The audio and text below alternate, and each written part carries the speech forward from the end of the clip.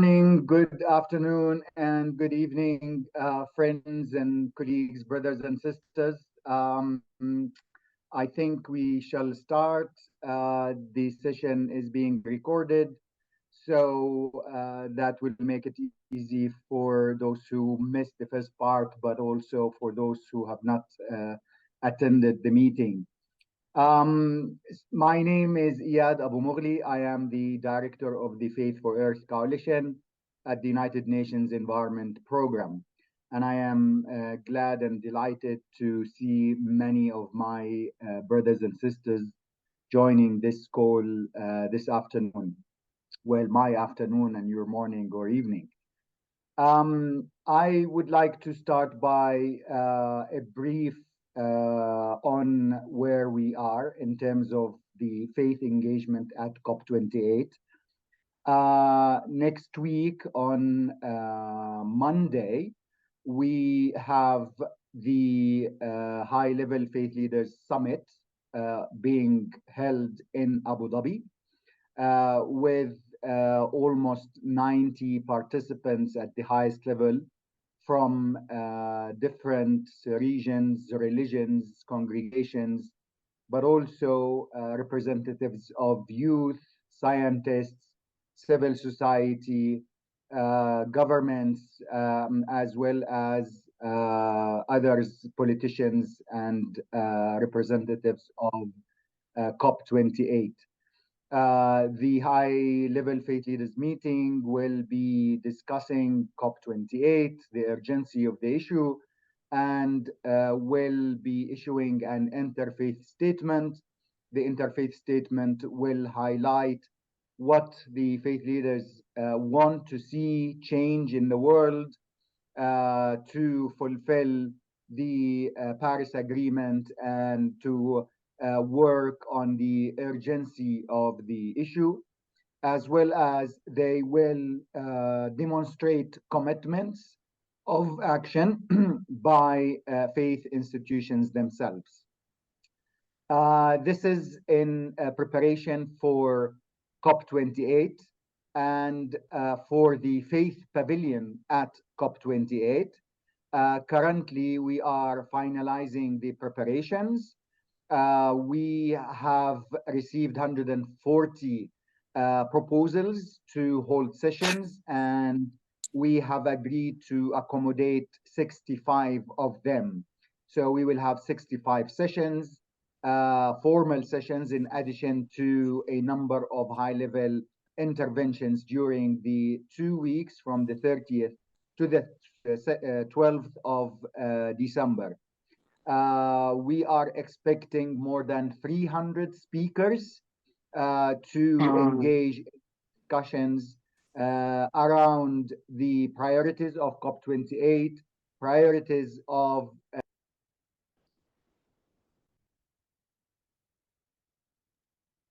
I was muted for some reason.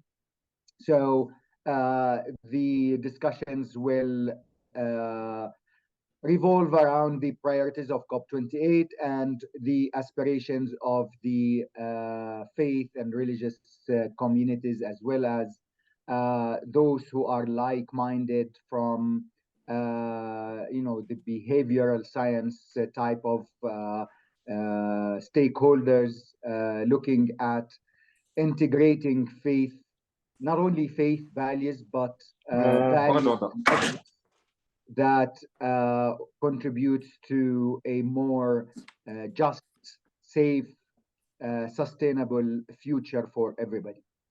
As you know, we have been preparing for this in a participatory manner. We have held, dozens and dozens of coordination meetings, but also we have started this series of thematic discussions. This is the 9th of them, and the previous ones considered some of the COP28 priorities and issues that we all need to pay attention to. Today, which is probably an excellent culmination of our efforts, we will discuss climate advocacy for policy coherence. because we all know that advocacy is an important tool towards changing the minds and towards the impact that we would like to see on the delegations and their deliberations and discussions and the outcome of COP28. So today we have two distinct speakers who have been engaging on such issues. I'm so delighted to have with us Felix Dodds. Although he's still young, but he has more than 30 years of engagement on issues related to water, climate change, environmental governance, security, and stakeholder engagement. He played a number of, or played a humongous and important role in a number of global conferences, including Rio Plus 20 and other conferences like the UN NGO 64th Conference on Sustainable Societies. Felix wrote and co-edited more than 14 books. The latest is Negotiating the Sustainable Development Goals, but also an important one on how to lobby intergovernmental meetings. And this is in the heart of what we are discussing today. Along with Felix, we have Jamie Cummings. Jamie is an advocate for youth participation in global climate governance spheres, and she has worked actively as part of the Yango communication team, as well as she's part of the Belmont Forum, which is funded by Re-Energizing Disaster Risk Reduction and Resilience for Sustainable Development. Both Felix and Jamie have co-wrote the Friends of Governance for Sustainable Development, volume number 7, interlinking major sustainable development events to embrace policy coherence and implementation of the 2030 agenda, which I believe will be interesting to read. So without further ado, we have limited time. I will give all the time to Felix and Jamie to teach us, lead us, inform us, educate us on how effectively can faith actors as part of a powerful part of society with powerful outreach and potential, as well as powerful economic base that can be even internally, if we work towards greening the assets of the faith-based organizations, that will be a humongous contribution to fighting climate change. Felix and Jamie, the floor is all yours. So I think I'm first, Jamie, is that right? Yeah, go ahead, Felix. Thank you. Okay, I'm just going to pull up my PowerPoint.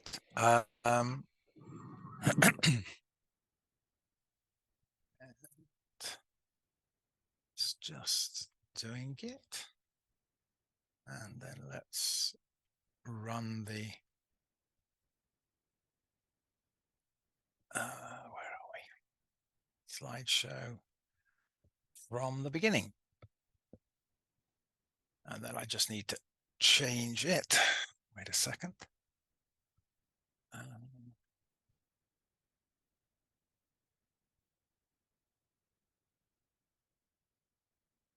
Okay. Thank you for inviting me to discuss, in a sense, an approach to lobbying. I've seen that there are a number of people who are as well placed as me to give this that are attending the meeting. So I'm sure they'll throw in their particular perspectives as we move forward. So it was mentioned what I do, and the book that was mentioned, How to Lobby, it's actually, the full title is How to Lobby at Intergovernmental Meetings. Mine is a Cafe Latte, which came out in 2004. And in fact, I'm in the process of doing a new version of that for Routledge, which will come out in 25, because a lot of things have changed in that.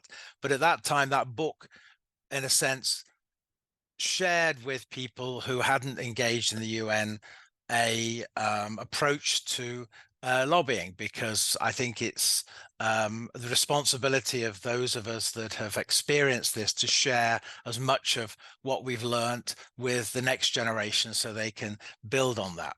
So when I'm putting together a lobbying strategy, which I've in fact been doing with a number of organizations, we were in New York at the UN General Assembly second committee last week, fulfilling part of that lobbying strategy and being very successful in getting text into 3 resolutions that were there.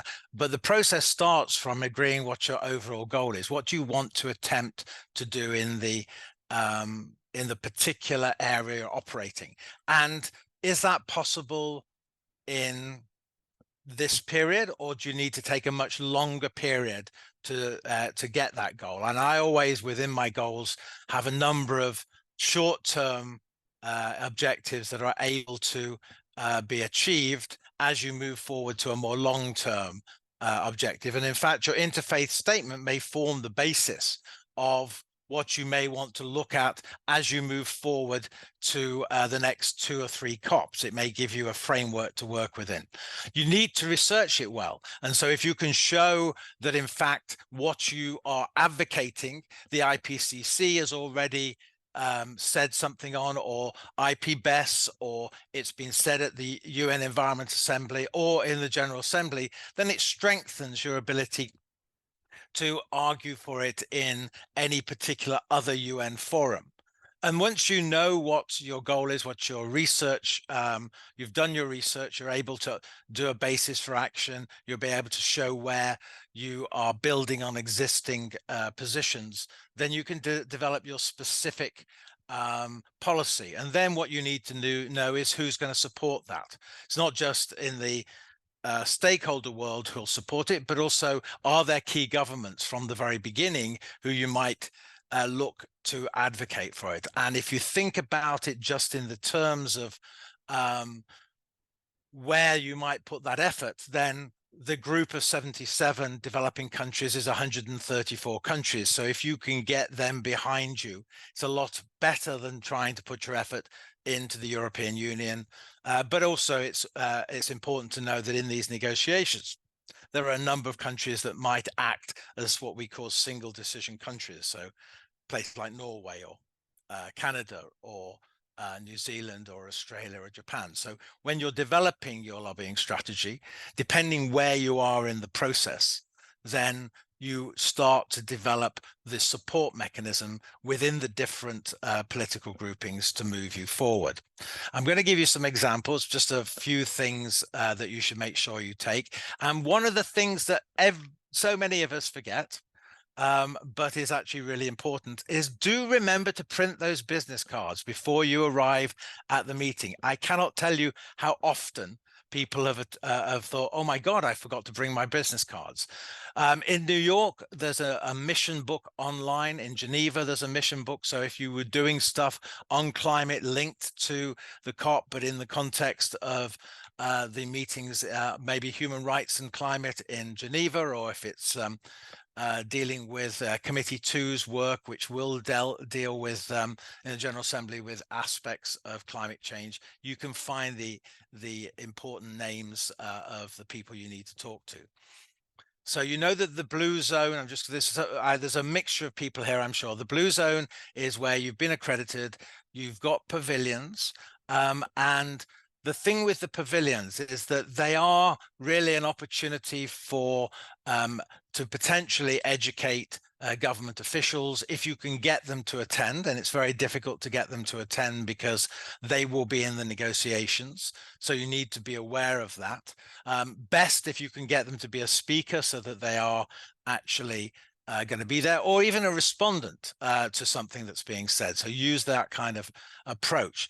But just because it's going on in the pavilion area doesn't mean that it's actually relevant to what the negotiations are in the main part of the conference. And so you need to understand what actually is being negotiated.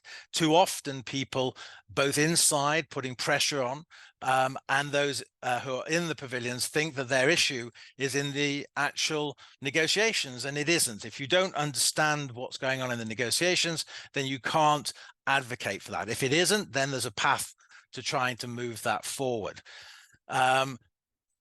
The green zone is for people who can't get in, and so it's not going to influence the process. It's an opportunity more for a sharing of experiences. It's very much useful for the country that's hosting it to be able to let their citizens engage in the discussion. So the blue zone's more important than the green zone, but if you want to do stuff in the green zone, think of it as public information opportunity to take people who are coming to the United Arab Emirates, to Dubai, and might be interested in the process, but it's not going to have any impact in the inside. So what I wanted to do is remind us what we didn't achieve at COP27. So we didn't get enough national determined contributions, and what we are is in a situation where we're on probably a 1.8 to 2.8 trajectory. We're not going to hit the 1.5, so we'll be looking at a world that's more like a 2 degrees. We need a fulfillment of the 100 billion, and we're in the process of discussing what will happen after that. There wasn't enough done on climate mitigation. Clearly, the issue of fossil fuel phase out wasn't pushed enough after Glasgow at Sharm, and it's going to be a problem this time. In the what we call the coalitions of the willing, the companies that had made commitments many of them didn't actually follow up, and so there needs to be pressure there. And we don't have the proper rules for the new global carbon market. Getting an issue onto the agenda. So you have the president's thematical areas, but that bears no resemblance to the conversations in the negotiations. This is an opportunity for people to highlight issues. Perhaps one of the issues that's moved closer to negotiations in the formal process is the work on oceans. There's been these dialogue processes over the last 2 COPs, but just because we have an agenda, none of these are actually going to be negotiated or put into the formal negotiations. They offer an opportunity to highlight issues and then to take that issue over time and try and push it forward. And so I'll come to an example in the COP later. Water is one of those issues. Agriculture is in the negotiations. And so those engaged in agriculture and food security and nutrition and soils and nitrogen, they have a place to go for that negotiations. It's not going very well, but they have a place to go. I want to remind us about the high-level champion, and that, in a sense, is a great space for initiatives. So if, for example, UNET's faith community want to make partnerships to deliver something on the ground based potentially on the interfaith statement, then that would fit into the area that Razan is dealing with in the context of being the high-level champion. She's a wonderful advocate. She used to work for WWF. She then ran the EPA in UAE, and she's now I think the president of IUCN. But she's an amazing advocate and a good person to be that. She's indicated some of the priority areas she's looking for initiatives on. So if those then work with you in the sense of what comes out of the interfaith statement, then you can talk to her, and she will be the champion until basically we get to COP29. So, you know, the COP presidency doesn't stop at the end. It starts at the beginning of the COP and then finishes at the beginning, basically the beginning of the next COP. So we will have the president from United Arab Emirates and the high-level champion for a year. So I don't expect you to be able to read this very well. So it'll be in the PDF that you'll get, but it shows you where the negotiations go, and they start in Bonn in June. And so in the context of your strategy, you need to be thinking next year of being in Bonn to be able to try and get your what you want into either of the subsidiary bodies. They have a bureau that runs the whole process, which is 11 countries, which usually is the 2 from each of the UN regions plus the president of that particular COP. So you need to go in and look at the different sub-items that fit under Subster or SBI to see whether your issue is there or whether you can move the issue in there. There are some things that fit outside that, like the Transitional Committee for Loss and Damage, because they have a smaller time zone, but basically that's where the politics for the COP happens. I just wanted to say a quick thing on the global stocktake. If you were going to engage in the global stocktake, that you needed to have done that in 2001, 2002 and 2003. And so you'll have this slide which will show how they approached the different phases of that.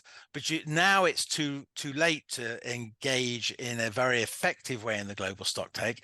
And one of the problems we'll have is the global stocktake, as all of you know, didn't go particularly well. We can't end up with a depression on that. We need to be looking at what needs to happen till the next global stocktake. So we need to try and offer a positive vision. And many of the things that people have promised wouldn't have happened by now. And so they will be happening in the next phase. So we need to put pressure on that. What types of meetings? So if you've accredited, you can go to plenaries, which are open. Contact groups often are not open. Informal meetings, it depends on the level of the informal and the relationship they have.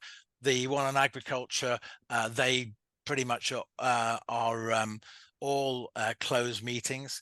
They might have mandated events like, for example, the Oceans Dialogue, and then there are bilateral meetings happening all the time where governments are trying to move forward their particular position. This is where I'm going to give you some examples. There are 4 important functions that stakeholders play. One is setting agendas. The second is being engaged in the negotiated outcomes. The third is conferring legitimacy. And the fourth is implementing solutions.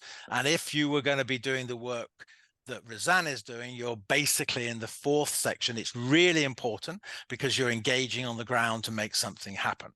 So a number of examples. So one of them will be on climate, but this one's on how Rio +20 came about. So President Mbeki went to the General Assembly and said sustainable development is dead in 2006. President Lula went in 2009 and said, well, we better do something about it. We better have a summit in 2012.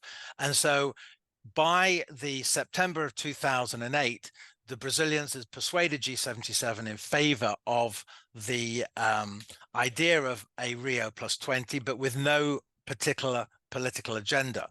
So actually, an organization I ran at the time, Stakeholder Forum, organized a retreat in San Sebastian in Spain, and we came up with what became the 4 issues for Rio +20. And then we didn't stop there. We then worked with the Brazilian government to host a meeting of member states, a dinner in February 2009 with the Obama transition team there, as well as the State Department.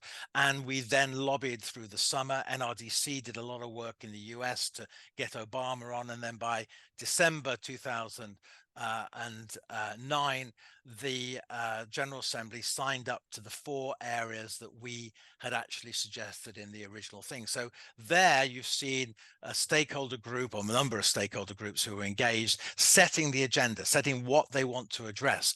And the emerging issues section of Rio +20 is basically the SDGs. It used the Rio +20 to identify many of the key aspects. The second example is that how did the SDGs, in a sense, come about? Well, there were 2 processes going on in the UN. One was by the UN Development Group, which has started to look at the replacement of the MDGs. And then at a retreat in Solo, Indonesia, on Rio +20's process on the reform of UNEP and what was then the Commission on Sustainable Development, Colombia set in motion the idea of SDGs. We then had a UN conference 2 months later in Bonn called Sustainable Societies, Responsive Citizens. It was a stakeholder, but a UN conference, and it came up with a number of SDGs. And I've indicated which ones we had come up with when we were doing it, these 13. And because this was a UN conference, then the policy briefs that UN DESA produced for Rio +20 included the suggestions that we had put for each of the relevant SDGs. And so it meant that, again, the NGOs were the stakeholders were the first people to put substantive SDGs on the table at the very beginning. And so that's when you have the biggest impact on the process. I'm going to miss the habitat one out because it's not so relevant to this.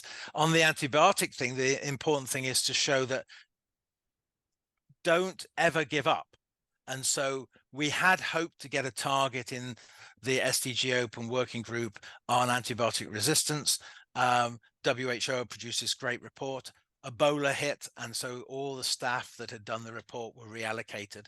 We weren't able to get that in the original targets, and so, or as you know, all the targets and the goals were agreed in 14, and they were not renegotiated in 15. What was negotiated was the wrap round text, and on emerging issues, we were able to get the target or the objective of getting a target on AMR in, and it was done literally in the last meeting where we went and spoke with the Americans and with the Europeans on the Friday of the first week, and over the weekend both of them then came in and supported text to come in. So don't ever give up if you're actually engaged in this process. Conferring legitimacy. By the time we got to 2011 or 10, we had decided that the old Commission on Sustainable Development, the stakeholders no longer wanted to go to it because it was no longer delivering. And that formed the basis of the creation of what we now know as the High-Level Political Forum. So if stakeholders withdraw support from an institution, they can have an effect. So the case study on water and climate. In 2007, the Stockholm International Water Institute and Stakeholder Forum created a global coalition to get water onto the agenda. And we scoped out in 2008 how the UNFCCC worked.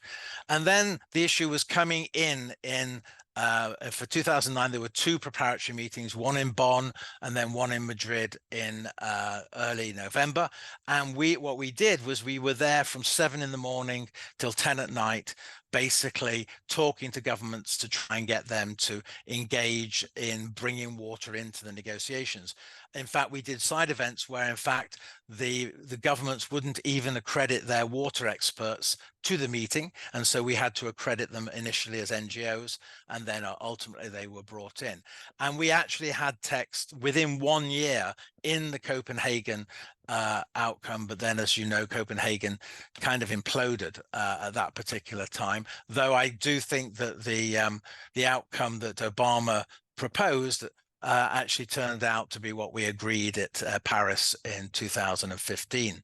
We organized side events to support it. We were literally meeting government officials, as I say, all day, every day. And so you have to have a lot of supporters who can do it because you're dealing with a large number of countries, maybe a smaller number if you're going to try and get it on through a single decision countries. We were the following year in Cancun able to get the agreement, and we were looking for workshops that would then impact on the national adaptation and mitigation plans. And that basically was achieved within what was, I don't know, 1, 2, 3, 4, 5 years, but it was 5 years of work. So you have to think about these things longer terms. So a delegation brief, I thought, and I see David Hales is here, so he might want to come in on whether I've got this right or not. But if the government is attending the meeting, they will have all the papers from relevant UN meetings. They'll have the reports, the previous decisions, they'll have the negotiating history, the government's interests and objectives, what they want to achieve. They'll have the core issues for the delegation, including their directives and red lines. So they're not going to cover everything. They're not going to lead on everything. They'll choose the particular things that they want to focus on. They'll have background information. They'll know the positions of the governments in previous negotiations, so they'll know where they stand. They'll know the names of the people on other delegations. They'll plan for coordination with other governments who are in support of them. They'll come in a sense, ready with text amendments to put into place, particularly as they're dealing with the final stage at the United Arab Emirates, and they'll have guidance on when to consult with capitals. Now, that's what you would have for a very strong government delegation. For smaller ones, they'll have less of that. And often, particularly things like the small island states have taken NGOs onto delegation to help them to deal with this. But if you're running a campaign, you need to be doing the same thing as the governments. And if you're not, then you won't actually be talking at the same level as they are. And so the government's approach to negotiations, governments with which government has close ties. So, for example, the UK might talk to the EU or the US. They already have very close ties. Or the UK might talk with Commonwealth countries. They may have, in fact, have done a Commonwealth statement. So that's something. Then the governments with which the government is not used to cooperation with. So there may be ones that they need to actively go out. They need to work with those that may cause problems. So can you move a country from being against to being, in a sense, not necessarily in favor, but not going to object? And so that's one of the things you would look to do. Can you work in regional groupings? So the Commonwealth is a bigger grouping than a regional, but if you can use different versions of the African Union, the EU, those help a lot. Do you know the relevant intergovernmental organization staff who can help you? Are you already talking to the relevant UN staff who are backing up the negotiations that you're dealing with? Are you dealing with the Bureau and the president? And in all of that which you're doing, you'll have a number of stakeholders trying to come in and influence your process. And so the ones that are good, you'll take meetings with. The ones that are experts, you'll particularly want to take meetings with, but the ones that are perhaps a bit flaky, you won't. So you have to be really robust. We're getting closer to the end. Capital instructions, and I'm doing this because I think you need to know where the governments are coming from. They will have directive. A direction means the delegation is told exactly what to do. One major government during the Rio +20 negotiations only had instructions for 50% of the text. So the other 50% was up to the staff at the mission in New York, or in this case, the people who are at the COP. And so if you've built a good relationship with those people, you can have a big impact if it's not an area that the government has had guidance on. So red lines, you need to understand what those government red lines are, and then is there a way of overcoming them? And some of that is done through trading between different areas. And what's known as the Holy Grail is where a delegation's pitch before they arrive actually is achieved completely by the meeting. So you need to understand the country blocks. So at the moment, Cuba is the chair of G77. I think it's Rwanda will take over in 24. You need to have a relationship with Spain. So if you have colleagues from Spain, you should have that relationship with them as they take over. They're there till the end of this year. Then it's Belgium, and then for COP 29, it'll be Hungary who will be the head of the EU. Key countries, clearly obvious, some of them, but not in the case. It sometimes depends on very good negotiators. So before Rio +20, you might not have put Colombia or Guatemala down as a key country, but it was Colombia, Guatemala, Peru, and the United Arab Emirates that actually got the SDGs. So look for very good civil servants and deputy ministers who want to really move the process forward. And then, within the context of EU countries, look for leading EU countries that you can move issues forward for. And then single decision countries, as I indicated, they don't have to, they can make an easy decision if they're going to move an issue forward. They don't have to do it in a block. We're on to the last couple of slides. Characteristics of a good lobbyist. You like to deal with people. If you don't like to deal with people, you're not going to be a good lobbyist. You need to create a comfortable professional atmosphere. You enjoy coming up with creative solutions where things don't seem obvious. You can clearly work under pressure. You are very well prepared with your material. Don't just come in with something you've just written. Has to be very well prepared and researched, and identify where you're getting the information from. Identify the bottom line so you know how you can approach it. Communicate clearly. Work to see the other person's where they're coming from so that you can start to address that, and listen to what they're saying. Don't just say your stuff. And then remember that don't confront, you can confront the issue, not the person. The person is acting for their government, and those governments change, and that person may not change because they're a civil servant, and you should work with them and help to move it forward. I've got certain countries to leave negotiations when they should be taking a position because I've built a relationship with them. So it's very important to do that. And then I think my nearly final slide, when you're doing your campaign, know what your goals are, know the agenda being discussed. If it's not on the agenda, then you advocating for it at a meeting is not the way to do it. Is to build it back into the agenda at the right time. Know when your countries make their decision-making process so that you're actually talking in capital to the right people at the right time. Work at which level? So are you working with a particular ministry? Are you working regionally? Are you working globally? Know how the decision-making process works both within the government, but also within any blocks that they have.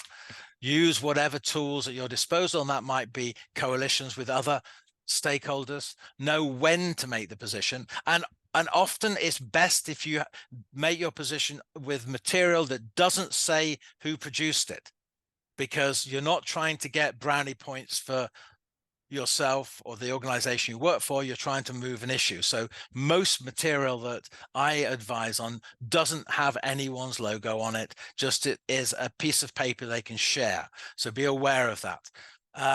Know the government officials, know the UN officials, and know who's on your side and who's against you. The key issues, as we know, are these. The problem we have is it doesn't look good for COP28 at this particular time. The Transitional Committee, I think, is meeting this week. There's a number of media reports that say things aren't very good. There's a discussion going on, the replacement of the 100 billion with a new target. That's going to be for the next year and the year after, but the talk is more like trillions as opposed to billions. So there's a whole conversation going there. The stock take didn't go well. Fossil fuel issue isn't going to go well. And we still don't have new rules for the carbon market. So you'll get with this links to these things, but that's me finished, I think. Thank you.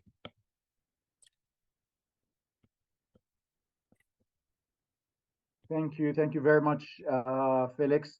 So before we reflect on what you have said, I'll give the floor to Jamie. Jamie, the floor is yours. Great. Thank you all so much for having me, and thanks for that introduction, Felix. It's fun to be with you here today as a mentor and a friend and a colleague. And thank you, Iyad, for helping to organize this and for the kind introduction. And also want to say thanks to Audrey for organizing as the intern. Really awesome work that you've done. And yeah, thanks for sharing my slides. I'll just tell you when to change it. So yeah, I'm really excited to be here today. As I said, or as was said, I'm Jamie Cummings. I'm based in the United States, but I'm a youth advocate for young people's engagement within the UN climate space. And this is really a special event for me because we're talking about faith for Earth. And for me, I find spirituality in the natural world. So nature, to some degree, is my church. So I'd like to open, and you can change the slide, Audrey, with a quote from Robin Wall Kimmerer. And she is the author of Braiding Sweetgrass and a citizen of the Potawatomi Nation, which is like a holy book to me, or like a sacred text almost. And it's like a series of vignettes that combine indigenous wisdom and traditional Western environmental science. So highly recommend. But the quote is, "Action on behalf of life transforms. because the relationship between self and the world is reciprocal. It is not a question of first getting enlightened or saved and then acting. As we work to heal the earth heals us. So this is the one way that I contextualize my relationship with the environment as a spiritual relationship, in one that fulfills me and propels me to continue to do the work to protect it in that reciprocal nature. Okay, next slide. So just to give you all a bit of background, as was said, I work with the communications team of Youngo. And for those who aren't familiar, Youngo is the official youth and children constituency within the UNFCCC, the UN climate arm. And I also work closely with the adaptation group within Youngo because alongside Felix, who you've just heard from, I am a vulnerability and resilience researcher. So I want to tell you a bit more about what we do at Youngo. These are some of the most inspiring young people and people in general that I have ever met and worked with. I wrote a thesis my senior year at university all about their work. And once I had the outsider's perspective, I decided that I needed to get more directly involved with these. These people are fierce organizers with a staunch passion for protecting people and the natural world who carry an unyielding sense of climate justice that I hope to embody myself. Okay, next slide. So some of the priorities for the COP, this upcoming COP28, and the COPs in general that come from the youth perspective. The first one is the Global Youth Statement. And actually, the first version of the Global Youth Statement was released yesterday. You can scan the link, the QR code that's there on the slide to read more of the details broken down into thematic areas. But these outcomes are comprised of local conferences of youth and regional conferences of youth, and then insights that come from the overall conference of youth, or the COI 18, which happens in advance of the COP. So these are conferences that happen with young people in the environmental sphere at the national and regional level, where they gather inputs on key negotiated items and give the youth perspective. Of course, other key priorities for the youth are youth and stakeholder inclusion. Obviously, this is top of mind for us to ensure that stakeholders are transparently and equitably included. These are things that, for example, efforts include youth asking that delegations are required to disclose how many young people, people under 30, who are designated as delegates on certain teams. There's also a lot of advocacy around conflict of interest to protect the integrity of the COP. So ensuring that attendees are publicly conveying their relationship to industries such as fossil fuels, plastics, corporations, etc., so that the integrity is not compromised of the COP, but rather an inclusive place where stakeholders are equitably represented. And typically, these advocacy efforts are in line with ENGO, so this is the environmental group of NGOs, the Women and Gender constituency, other civil society stakeholder groups. Our climate justice priorities, such as loss and damage, fair shares, etc. Those are key priorities at COP28 and all COPs recently.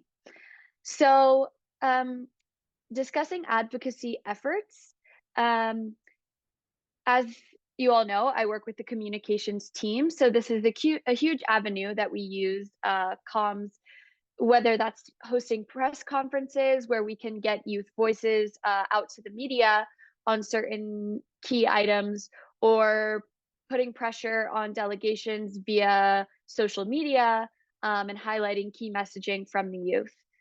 The most direct way that young people and other stakeholder groups make an impact is through interventions, which are 2 to 3 minute inputs during direct negotiations. So they will be heard by all the parties who are in the room. This is at the events, informals, plenaries, etc. All of these events that are negotiations except for closed door meetings.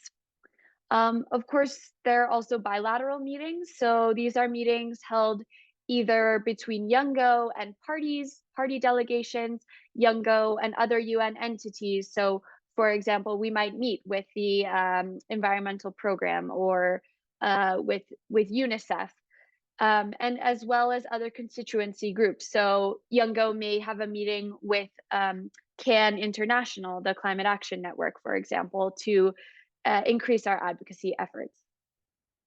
We also work directly with the UNFCCC Secretariat to help enshrine stakeholder rights, for example, and we would be trying to influence the writing of a host country agreement to ensure that stakeholders do have their voices heard in these sessions.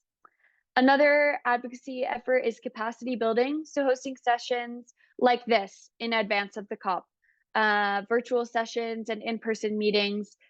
Education, as we know, is a critical aspect of ensuring that stakeholders who attend the COPs and various negotiations are well prepared to conduct advocacy.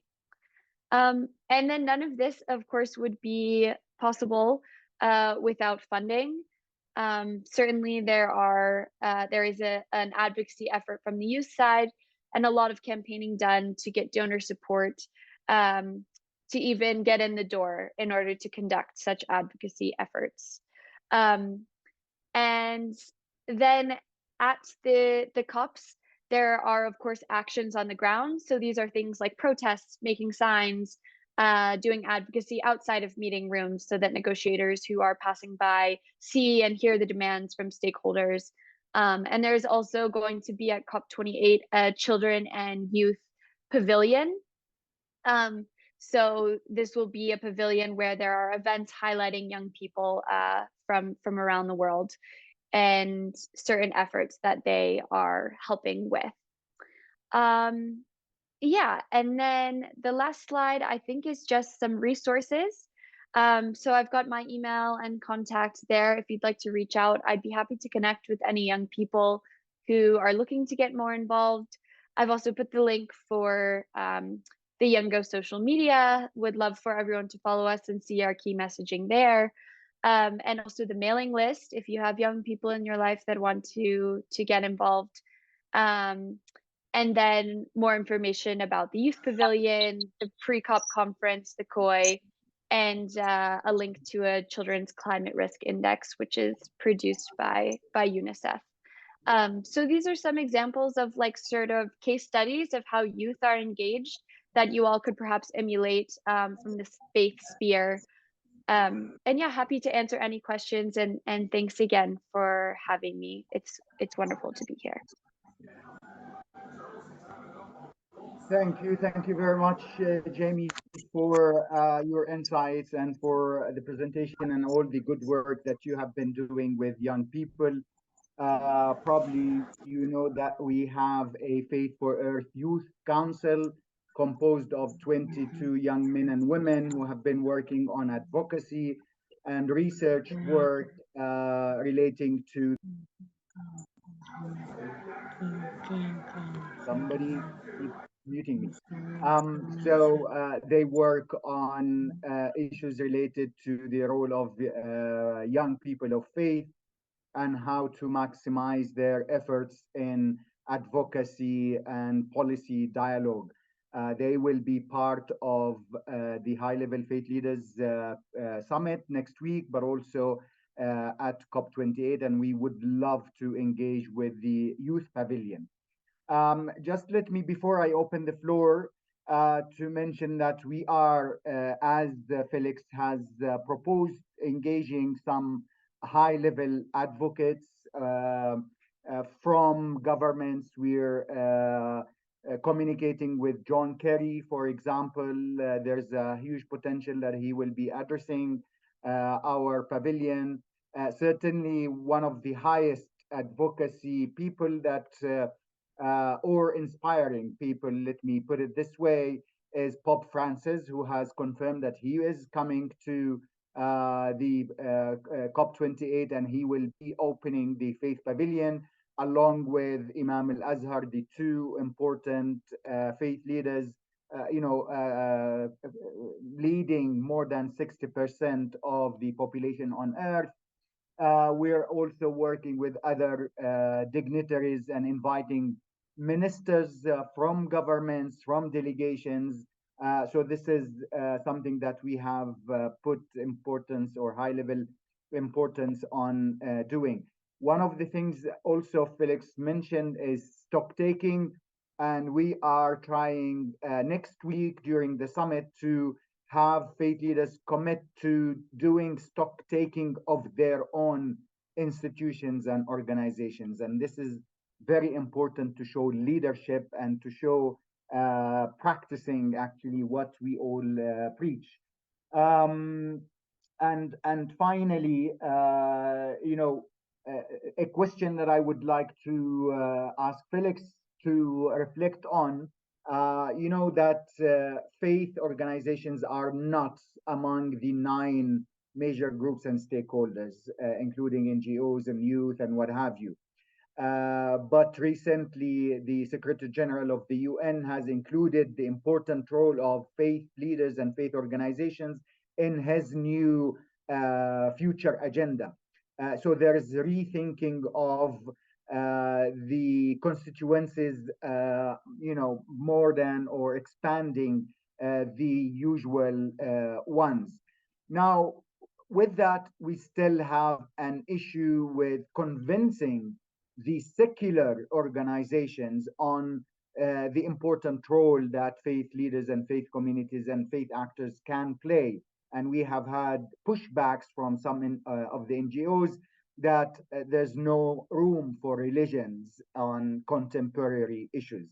So from your experience, how do you bridge those, conflicting backgrounds of, the roles that can be played, knowing that currently within UNEP or UNIA, 12% of all accredited organizations now are faith-based. So we have more than 86 accredited faith-based organizations. So they contribute and constitute a major driving force on engaging on policy dialogue. So how, not necessarily between faith and NGOs, but also, when you bring in different constituencies, how do you bridge the understanding and bring people to work together towards the global, big picture issues rather than their differences? And then I will open the floor for participants to ask. So the 9 major groups, as you know, come from Agenda 21, from the decision in Rio in '92. And UNEP works on the same 9 major groups. The CPD, I think pretty much all of the major conventions work on that basis. My memory, and I can't completely be sure, is that because I've forgotten, is that the outcome from the negotiations on the SDGs added a number of additional stakeholder groups. And my memory was that it was older people, maybe faith community there. You need an intergovernmental, in theory, you need intergovernmental decisions somewhere to add them as a group. The second thing is, though it seems important, most of my work isn't. So for youth, it's very important that they're making presentations in the relevant sessions of the. Someone needs to mute. Thanks. In particular sessions, but most of the work you need to do, in a sense, is behind the scenes, and you don't need to be a major group to do that. So I think that it's, it increases your profile, but I think then you spend a lot of time kind of dealing with that profile. At this particular time, I think, and again, maybe Jamie knows, my understanding is that if you can present yourself, that the UNFCCC has a number of criteria for a group to be accepted, and youth, I think, was one that went through that process to become an accredited major group. So I think try and get an intergovernmental decision, show by experience, and the stuff that you talked about is one way of showing that. Then I think it's over time, but it's about what you do in the corridors and in the capitals and in the locality that will make the difference. Thank you very much, Felix. So friends, brothers and sisters, anyone who has, I don't see any questions on the chat unless I can see it all. But please, if anybody has a question or an intervention to make, kindly raise your hand. And sorry, Doc, I don't have a raise a hand option my side. Okay, go ahead. Go ahead, please. Okay, thank you so much. My name is Lufuno T. I am representing an NGO, Divine Truth of Christ Ministries. Thank you so much for all the... Sorry, I forgot to do that. Thank you so much for all the very empowering presentation. For me, I think this is the first presentations that made me really understand what really happens at COP and all that. I've already sent Mr. Felix my request on LinkedIn so he can mentor me better.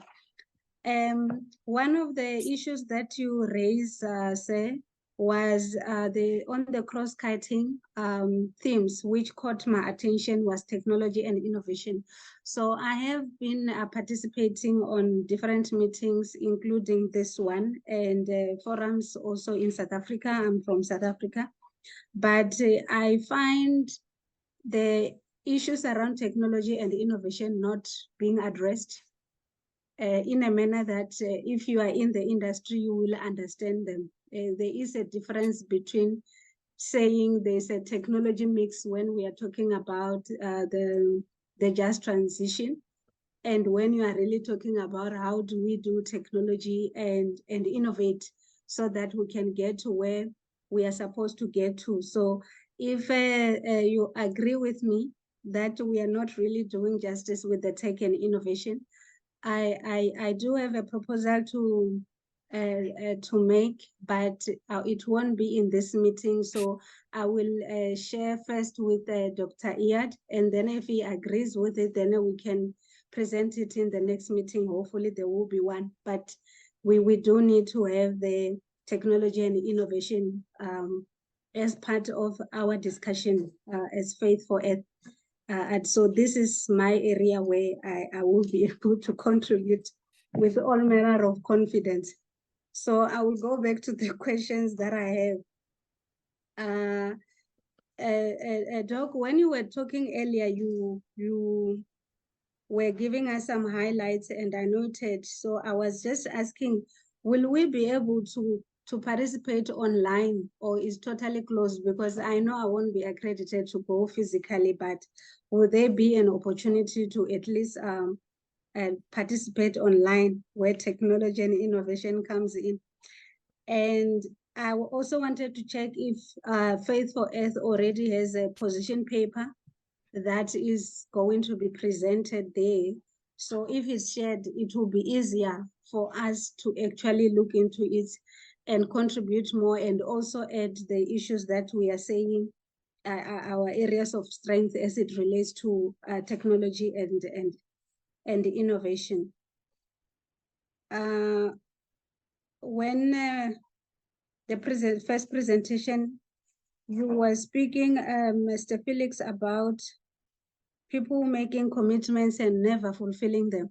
So my question is, do we have enforcement mechanism that are there to enforce COP resolution or commitments? Because it's like on every forum that I've been, these are the major issues. Like we go there and talk, but if we are just talking and then there's no enforcement or implementation, then what's the point? Thank you so much. Thank you very much, Rifuno, for these important questions. From my part, quickly, yes, there will be an online presence. We will be streamlining all meetings every day for every session. So the general public who are not participating can follow the discussion. Faith for Earth does not have a position paper because we are conveners and facilitators of the meetings between faith leaders and faith actors.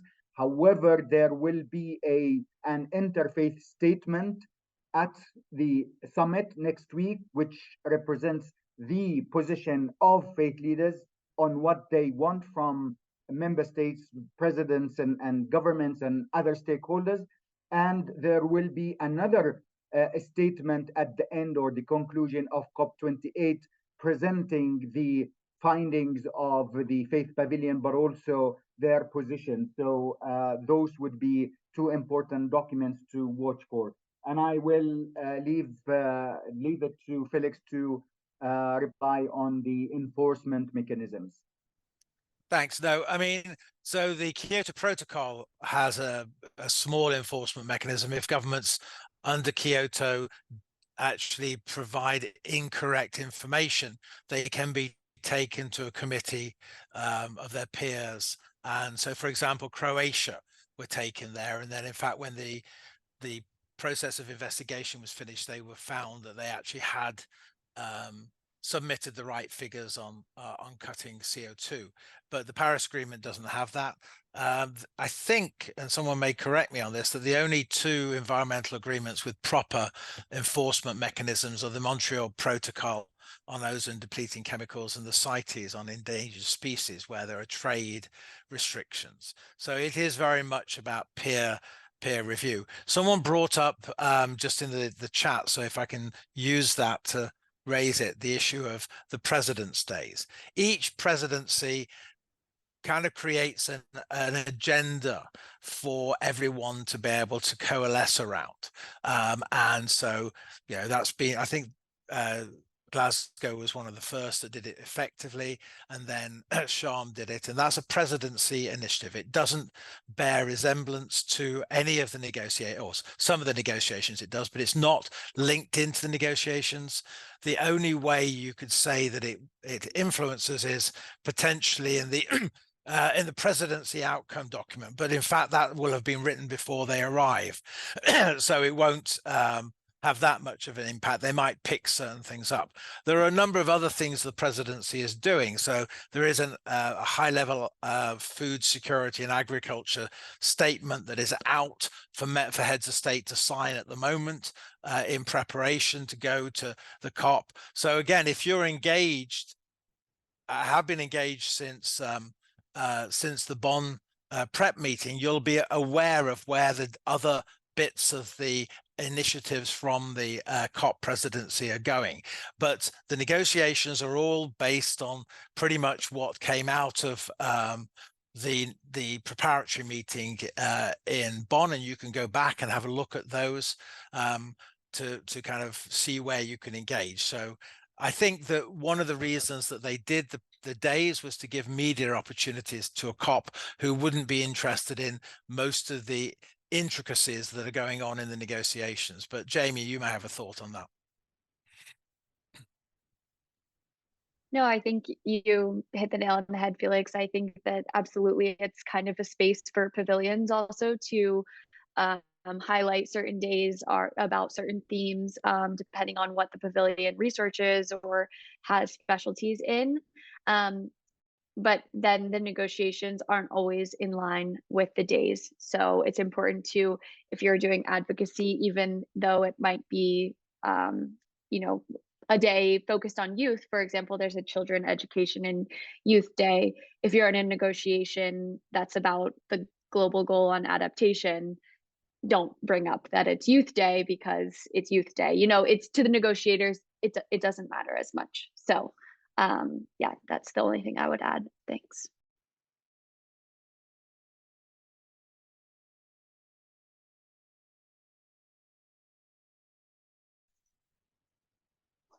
May I say something?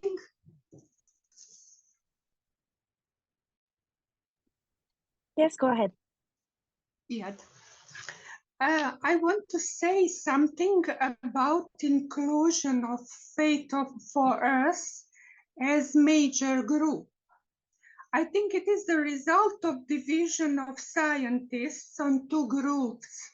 These are creationists and evolutionists, which is different than the role of Faith for Us to represent religious investors, which are, as I remember, force in the world.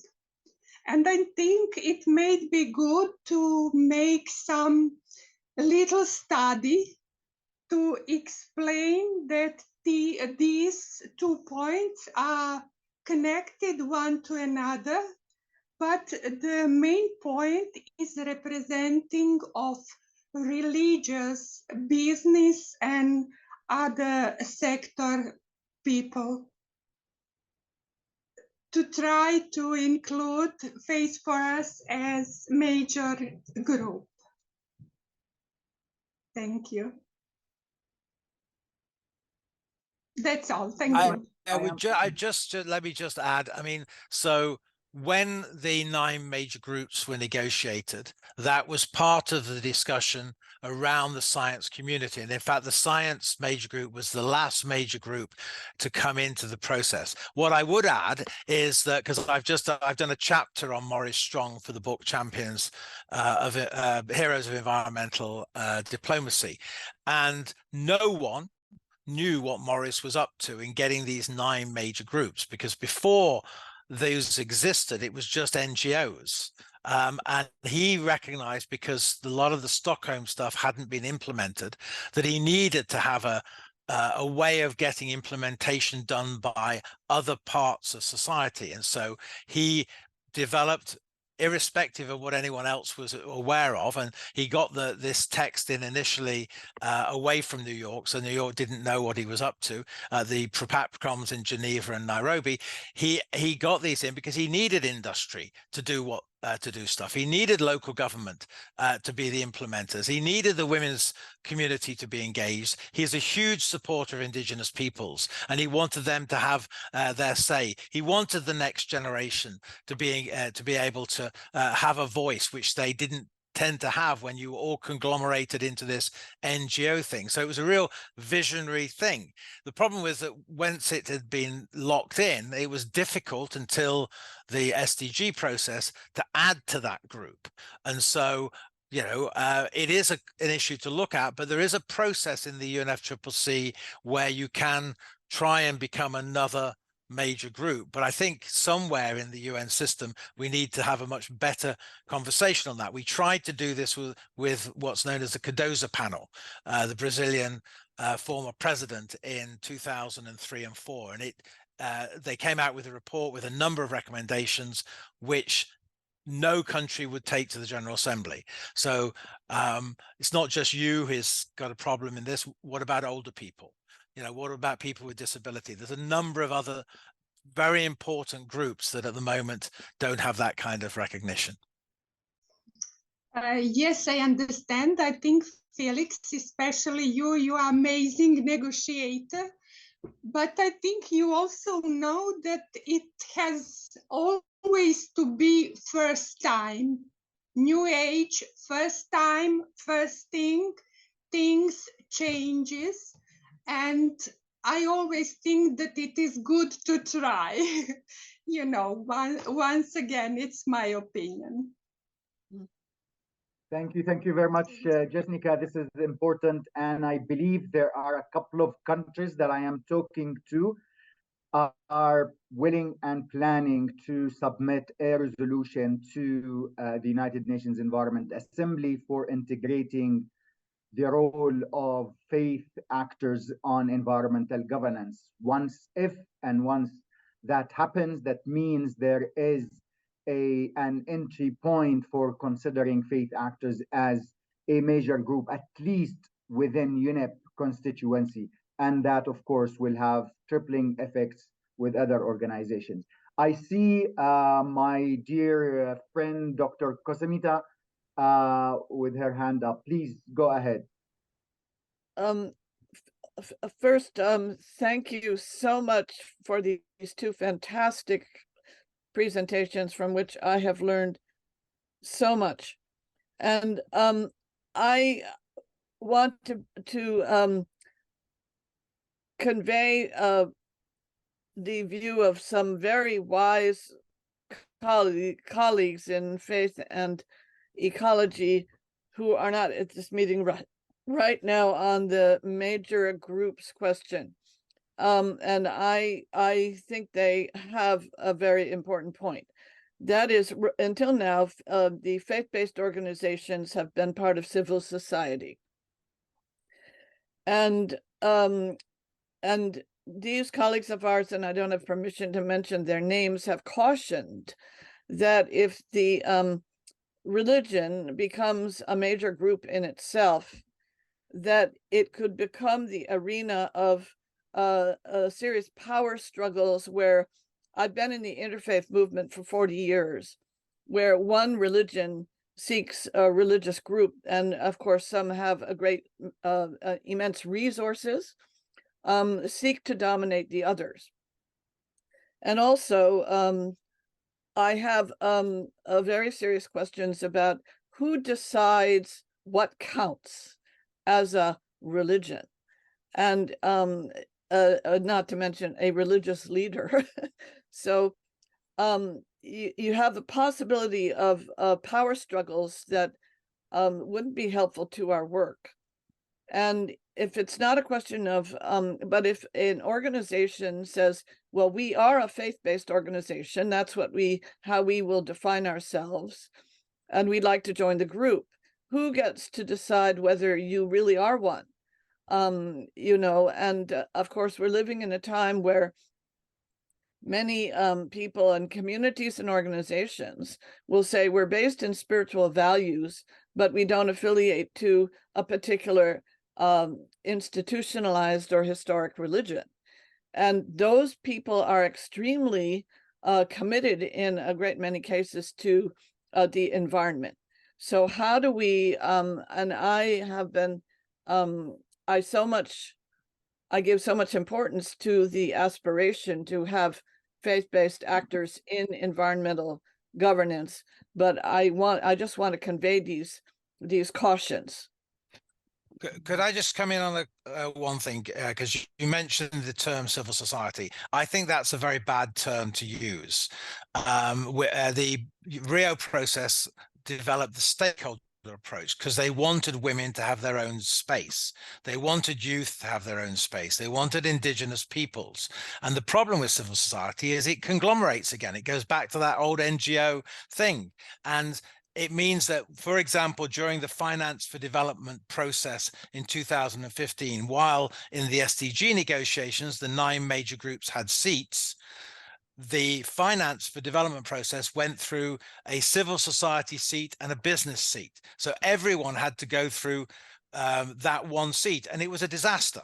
And so you want those unique voices. You want the faith community. You want people with disability, you want older people, you want to extend that. Now, my suggestion, if you're going to take a resolution to the UNEA, is you go back and read the Agenda 21 9 chapters, and you base the resolution on the Agenda 21 structure. And you tell people that's what you're doing, because that's not just about adding something, it's about taking responsibility. What Morris wanted wasn't just that the voice would be heard, but that voice would take responsibility for their particular area and would advocate and would do things about it. So I would base your UNEA resolution on the Agenda 21 structure. Thank you, Felix. This is important, and thank you for highlighting that. We will go back and because there is a draft resolution, in fact, being discussed at the moment. So thank you. This is very important. I can see 2 questions on the chat. One from Paul asking, what is the prospects of the political negotiation on global stocktake at COP28? What does the outcome look like? And another question from my friend Grove Harris, how might we influence the COP leadership away from their falsely black and white perspective. Obviously, we cannot shift off of fossil fuels on a dime. That doesn't mean further investment is acceptable. So if you can reply to these two, and then we see if there are others. Thank you. I think those are for Jamie. I can respond to the fossil fuel question and let you take the global stock take, Felix, if they're interested. I will say there are some perspectives in that global use statement that I highlighted, which was released yesterday in the condensed version on the global youth, or excuse me, on the global stock take process.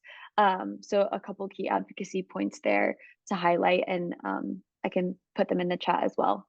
But yeah, to discuss the fossil fuel perspective and obviously the connections with the current COP president, I think it is definitely a conflict of interest, as many have noted. I think that obviously it's not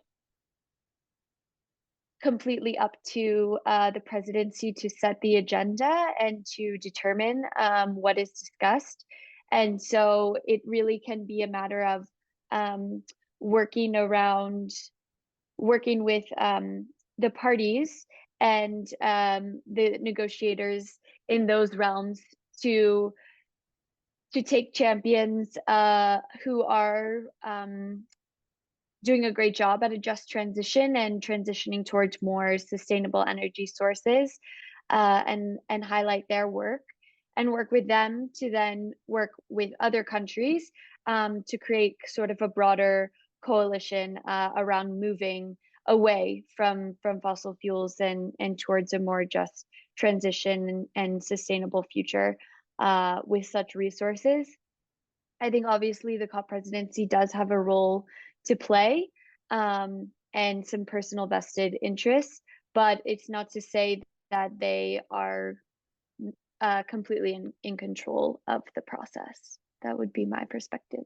Yeah, just to add on that, I mean, so under the president, you have the chief executive officer, who's a wonderful man called Adnan Amin. Adnan Amin used to run the chief executives board for the Secretary General, and before that he was UNEP's regional director in North America, and his most recent posting before he took this was as the head of the International Renewable Energy Agency, which is based in Abu Dhabi. He is a huge advocate, deliverer on renewable energy, and you'll see a number of initiatives coming out because of the leadership role he will play. And it is a big team. There's a lot of stuff happening that is underneath that. And though the president is a minister that deals with fossil fuels, he also is put a huge amount of money into renewables through his work at Mazda and other things. So it's not a simple issue. As that, you know, why wouldn't we take a position, for example, when Poland have been the presidency of the COP and their position on coal? We didn't take a really huge advocacy thing. What about Britain and their oil reserves in the North Sea? And so, you know, on some level, we have to look at that. Most of the countries, Brazil, well, they've positioned the COP for Brazil in an area where they do oil production. So I think that's fascinating. I don't know what they're going to say about that, but I mean, so you know, it's not a simple thing, and I think, you know, you have to move forward and, you know, be realistic about what's possible in the process. And some of that is, as Jamie said, you where you have a position where you're not happy with the particular presidency, whoever it is, then you need to counterbalance that by making sure that the member states make sure the presidency keeps within the role. They're meant to be a facilitator. They're not meant to be a dictator. So whatever's produced has to be through an agreement of member states. Thank you very much, Felix. And certainly, I mean, there are some calls to boycott COP28 because it is being held in UAE. and because Dr. Sultan Jaber is the Minister of whatever. Thank you for pointing out that wherever you hold it, you will find something to blame that country for. So I believe we should not stop attending and advocating at these meetings, regardless where it is being held. I don't see any more questions. If there is, and I'll give you 10 seconds to think about it. But if there are none, then I really want to yet again appreciate Felix and Jamie's contributions to today's discussions. It's been very enlightening, very informative, and very useful. We will communicate this. We have a group of communicators for the Faith Pavilion. So we will communicate such guidelines and experiences to them and work on improving our advocacy, especially with the negotiators and politicians attending. So thank you very much for all of your work. And certainly we would love to have you come to the Faith Pavilion and engage with faith leaders and faith actors. Thank you very much. Thank you, everybody. Oh, Kusamita, is this a new hand? It is. Okay, go ahead. I'm sorry to interrupt your winding down. I'm very eager to know more about this summit of high-level summit of religious leaders and the declaration. Right. I have introduced it in the beginning of this call, but I can send you more information individually, and certainly it will be the interfaith statement will be issued on Monday, so it will be in the press, and everybody will know. All right. Thank you very much indeed, everybody. God bless you all, and see you in our next meeting, if not in Dubai. All the best. Thank you very much. Bye-bye.